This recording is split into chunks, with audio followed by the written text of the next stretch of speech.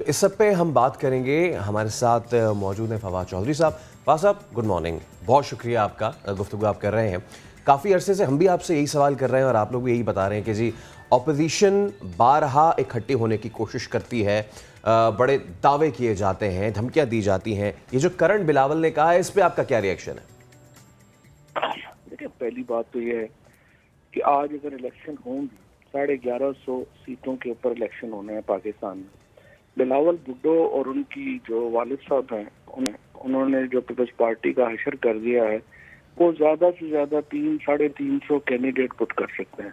इससे ज्यादा तो पीपल्स पार्टी की हैसियत नहीं रहेगी माशाल्लाह इनकी सियासत की वजह से कि वो कैंडिडेट से पुट कर सके। इसलिए इलेक्शन हो ना हो, बिलावल को क्या फर्क पड़ता है। इसलिए मैं समझता हूँ कि उन्हें एक्चुअली इस वक्त कौमी इंतखाबात को एक तरफ रखें, वो कराची के मेयर का इलेक्शन लड़ें, क्योंकि पाकिस्तान में ये कोई हम बादशाहत में नहीं है कि वालिद के बाद जो है वसीयत हो गई और वो आ गए और उसके बाद आगे वो हो गए। तो ये सारी जो है एक प्रोसेस में आना चाहिए। पाकिस्तान में बड़ी मुश्किल से ये 2 फैमिली सिस्टम से जान छुटी है। पाकिस्तान के लोग बिल्कुल भी इन फैमिलीज को इस वक्त वापस नहीं आने देंगे। हाँ, वो मेहनत करे, नीचे से ऊपर आए और एक प्रॉपर तरीके से आए, जो एक हक बनता है हर शहरी का। लेकिन ये कहना कि मैं आते ही वज़ीर आज़म ही बनूंगा और उसके ऊपर बैठ जाऊंगा, वो तो ज़ाहिर है स्ट्रगल के बगैर उस तरह तो नहीं होता। और ना ही सच्ची बात यह है कि बिलावल का कोई कैलिबर है बेनज़ीर भुट्टो शहीद जैसा, या कि उनके जो नाना थे उनके तो नहीं, वो तो अपने वालिद की सियासत कर रहे हैं। लिहाजा ये जो सारा इस वक्त मामला है ये सिर्फ मीडिया में रहने की एक कोशिश है। और ये सारे जो जोकर इकट्ठे हुए हैं अपोजिशन में, ये सिर्फ इस तरह की शुर्लियाँ छोड़ते रहते हैं कि जरा मीडिया में जिंदा रहे।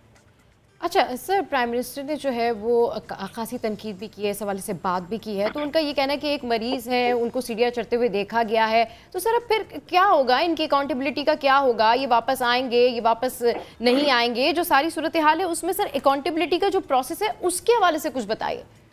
ये जो आप चीज़ें सुन रही हैं, जी जी, ये इसीलिए है ना कि अकाउंटेबिलिटी हो रही है। अगर अकाउंटेबिलिटी ना हो रही हो, एहतसाब ना हो रहा, तो ये सारे तो आराम सुकून से बैठेंगे। इनको सिर्फ तकलीफ ही ये है कि नवाज शरीफ सजा हो चुकी है, मरियम को सजा हो चुकी है, अब शहबाज शरीफ और ये जो टोला है ये सजा के करीब है। और अगर केस डे टू डे चले, जो हम रोज जुडिशरी को कहते हैं, और हम रोज ये भी कहते हैं कि मीडिया पे लाइव चलना चाहिए ताकि लोग देख सकें केस क्या है। मकसूद पटवारी के अकाउंट में 4 अरब रुपया कैसे आया, मसूद रहसन के अकाउंट में पैसे कैसे आए। अब सवाल ये है कि ये तो अब आप देखें ना, आप तीनों बैठे हुए हैं, आप तीनों के जो अकाउंट्स हैं उनमें आपको पता चले कि अचानक जो है वो 7-7 अरब रुपया आ गया है, आपको जवाब देना पड़ेगा ना कि कैसे आ गया है जी। ये तो नहीं हो सकता कि आपको कहें, और ये लीडर ऑफ अपोजिशन कह रहा है कि एक्चुअली तो वो मेरे बेटे ने किया था और मेरा बेटा बरतानिया में है तो मुझे नहीं पता। इससे ज्यादा मजाका खेज कोई आर्गुमेंट जो है वो आपने सुना है जिंदगी में। लिहाजा ये तो एक सारे ड्रामा है, लेकिन इंशाल्लाह ये पाकिस्तान के लोगों का पैसा है और पाकिस्तान के लोगों को वापस मिलेगा। अच्छा फवाद साहब, आपके बहुत देरीना करीबी दोस्त और पीटीआई के एक बड़ा मजबूत सुतून के हवाले से कल एक ऐसा फैसला आया कि वो सुतून हिल गया, क्या कहेंगे उस पर? नहीं, मेरा ख्याल है अदालत से रिलीफ मिल जाएगा। बहुत क्रिटिसिज्म हुआ है इलेक्शन कमीशन के फैसले पे, और कानूनी तौर के ऊपर भी फैसला दुरुस्त नहीं है, लेकिन अनफॉर्चुनेट है एक पाकिस्तान में एक ट्रेंड है कि जो इलेक्टेड लोग हैं उनके ऊपर इस तरह के फैसले मज़ाक़ा खेज भी आ जाते हैं। लेकिन अब देखते हैं इसको। मुझे उम्मीद यही है कि कोई अदालत में ये सस्टेनेबल नहीं होगा, किसी भी अदालत में ये फैसला जो है वो सस्टेनेबल नहीं है। अच्छा सर, कुछ मुलाकातों के हवाले से बात करते हैं। आपके जो एलाइज हैं उनकी काफ़ी मुलाकातें हो रही हैं, MQM हो, काफ लीग हो, तो सर इस हवाले से क्या कमेंट करेंगे? क्योंकि हमने देखा था कि प्राइम मिनिस्टर ने भी कहा था कि जलसों का ऐलान किया था और कहा था कि राब्ता मुहिम भी शुरू की जाएगी। जी सर, इत्तेहादी जो है वो अपने अपने मुफाद के मुताबिक ही लोग पॉलिटिक्स में फैसले करते हैं, और इस वक्त इमरान खान को छोड़ना अपनी सियासत को सिफर करना होगा। लिहाजा कोई भी इमरान खान को जो छोड़ के जाएगा वो जीरो हो जाएगा, और इत्तेहादियों को भी ये बात अच्छी तरह मालूम है। अब ये बात अलहदा है कि अपनी अपनी पार्टी पॉलिटिक्स भी होती है।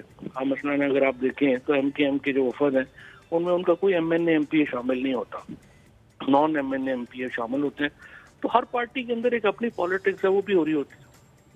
वैसे फवाद साहब, ये जो आपने बात की है कि MQM में जो है वो नॉन MNA शामिल होते हैं, ये तो आप you know it better as a political person कि MQM के फैसले जो MNA MPs नहीं करते, बल्कि जो उनकी जो अलग जो मामलात होते हैं वहाँ से होते हैं। तो आगे चल के फवाद साहब, डू यू थिंक कि एलाइज जो है वो आप उनको मनाने में कामयाब हो जाएंगे? अभी इतना रूठे नहीं है। परसों जो बयान आया वो ये आया कि जी हाँ जी, हम मानते हैं कि महंगाई है और इस पर हमें अपनी तरफ जो है वो देखना पड़ेगा। तो डू यू थिंक कि ये मामला बड़ा हो सकता है आगे चल के, या फिर ये सिर्फ चाय की प्याली में तूफान खड़ा हो रहा है? बात यह है कि अभी कोई हालात नहीं है चाय की प्याली में तूफान के। बात की प्रेडिक्शनें तो बात की होती हैं, जब आएंगे देखेंगे। फिलहाल हुकूमत जो है वो बड़ी मुस्तहकम है, बड़ी मजबूत है, और इंशाअल्लाह ताला आप देखेंगे कि अगले 6 महीनों में आपको अपोजिशन एक बार फिर जो है वो बिखरती नजर आएगी।